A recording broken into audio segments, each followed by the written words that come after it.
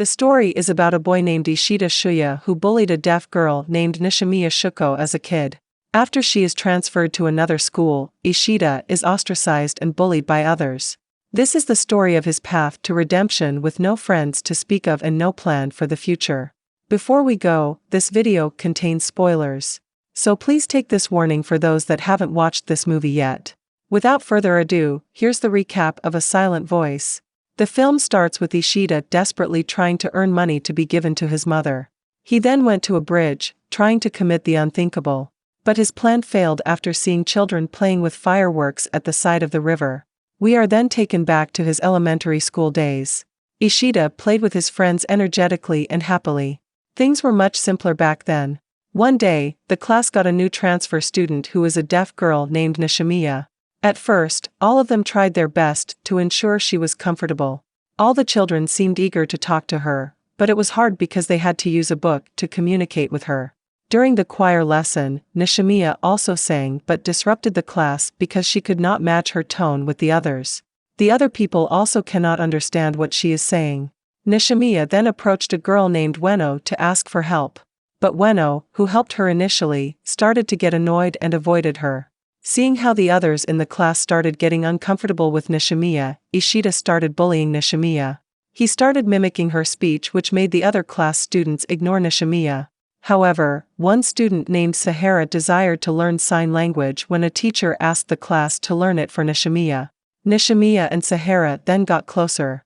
Seeing this, Ueno mocked Sahara and Nishimiya. This ultimately led to Sahara moving to another school. In the afternoon, Ishida wrote bad words about Nishimiya on the blackboard. As Nishimiya came in, he pretended to clean it for her. Nishimiya only smiled and thanked Ishida for it. Despite how mean everyone was to her, Nishimiya would only smile and apologize to them and try to make friends. After discovering that Nishimiya wears hearing aids, Ishida and Ueno constantly rip them off Nishimiya's ears and throw them away. At the climax of the bullying, Ishida forcibly ripped Nishimiya's hearing aid and made one of her ears bleed. After school, Nishimiya went to see Ishida, trying to apologize to him. Annoyed, Ishida threw her notebook away to a pond. The news got to the classroom instructor, who told the class that Nishimiya had been bullied and asked the culprit to show themselves. Although there were many culprits, all his friends singled Ishida out as the sole culprit. At home, Ishida's mother got the news and confronted him about it. His mother then took him to see Nishimiya's family. Ishida's mother went and apologized to Nishimiya's mother for her son's behavior. The two of them had a private conversation in the park. Upon returning, Ishida saw his mother's ear bleed, probably due to her ripped earrings. The next day at school, Ishida realized he was now an outcast. Now his friends who were together with him bullying Nishimiya are bullying him instead. His hard life at school now starts. One day, his classmates wrote things on his desk, but Nishimiya cleaned it out for him. Instead of thanking her, Ishida angrily told her to stop helping him. They then got into a physical fight. Nishimiya then transferred to another school afterward. We can see the X sign on everyone's face from Ishida's perspective. He is also constantly anxious, thinking that everyone is talking about him.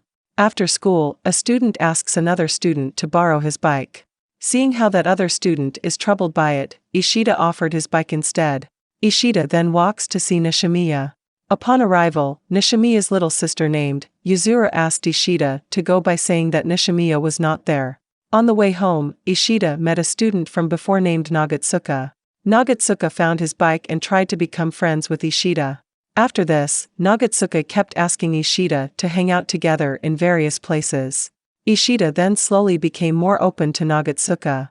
Ishida kept visiting Nishimiya's place, but Yuzuru was always on his way.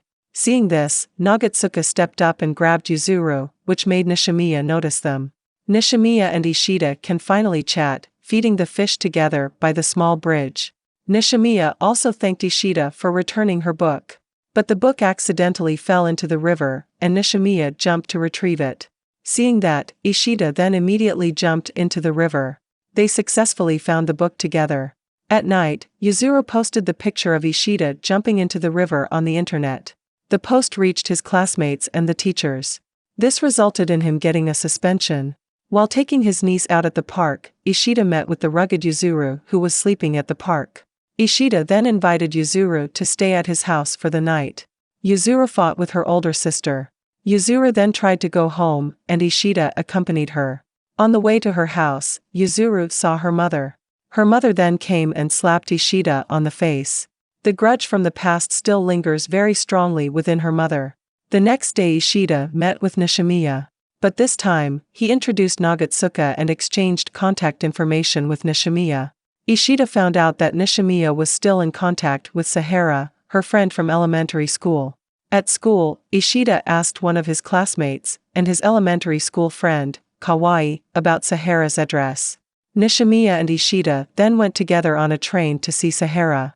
At the station, Sahara was surprised to see Nishimiya together with Ishida. Sahara and Nishimiya are still close with each other.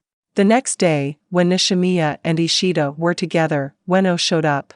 Ueno tried to tease Nishimiya by taking her hearing aids just like in the past. But this time, Ishida stopped her from doing so. In the morning, Yuzuru was surprised that Nishimiya had changed her hairstyle. After school, Nishimiya and Ishida hung out together again. Nishimiya then tried to confess her love to Ishida. But that time, Ishida misinterpreted her. The very nervous Nishimiya then got ashamed and ran off. At home, Nishimiya told Yuzuru that she confessed to Ishida but failed. Ishida then asked Kawaii about the meaning when a girl changed her hairstyle. But he found no definitive answer. Kawaii then introduced one of their classmates named Mishiba, who wanted to be friends with Ishida. They then gathered together on the bridge. But Nishimiya never showed up. The next day, they all went together to an amusement park. But Ueno also showed up and went together with them. They all spent the day playing the rides there. Ishida is now getting more open with others.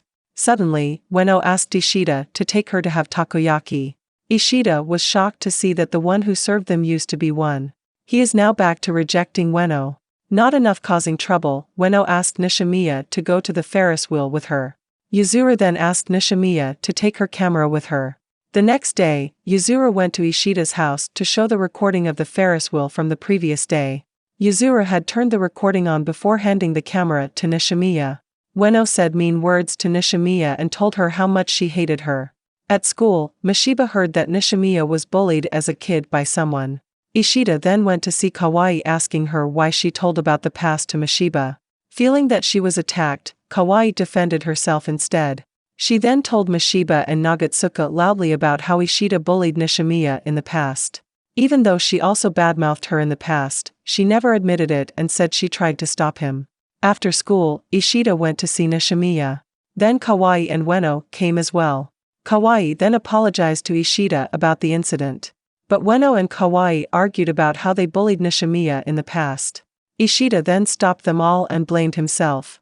He then asked all of them to go. At home, Nishimiya and Yuzuru's grandmother comforted Yuzuru because she was sad. The next day at the bridge, Ishida saw Yuzuru crying by the river. She then took her home and realized that Nishimiya and Yuzuru's grandmother had just passed away. We can see how their mother was sad about it. Trying to comfort Nishimiya, Ishida took her to various places. He spent days asking Nishimiya and Yuzuru to hang out with him to comfort them. Yuzuru and Nishimiya invited Ishida to their house to help bake a cake for their mother's birthday. At first, their mother was unhappy seeing Ishida, but Yuzuru managed to calm her down. They then promised to see the fireworks together during an upcoming fireworks festival. During the festival, Yuzuru and her mother went to buy food, leaving Nishimiya and Ishida alone. Nishimiya then excused herself, saying that she wanted to go home. Yuzuru then asked Ishida to take her camera to her house. Ishida then got to Nishimiya's house. He was shocked that Nishimiya was about to jump from the balcony. Panicked, he ran to Nishimiya and barely managed to catch her. However, to save Nishimiya, Ishida himself fell from the balcony after Nishimiya was saved.